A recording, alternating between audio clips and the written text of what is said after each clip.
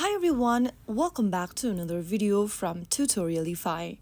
In this video, we are going to be learning how to get Canva Pro. To subscribe to Canva Pro, first of all, launch open the Canva application on your device, or you can also visit Canva's website on a web browser. Either way, make sure that you are logged into one of your accounts, and after signing in, from the home page, tap on the Pro button at the bottom right corner.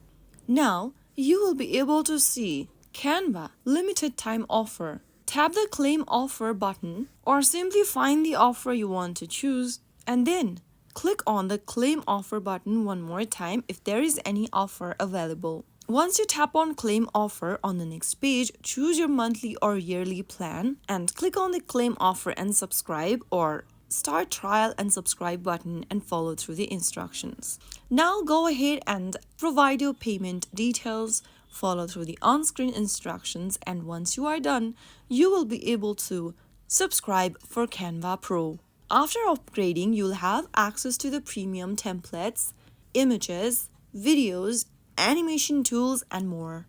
I hope that video was helpful. If it was, make sure to give it a thumbs up and subscribe to Tutorialify for more Canva tips and tricks.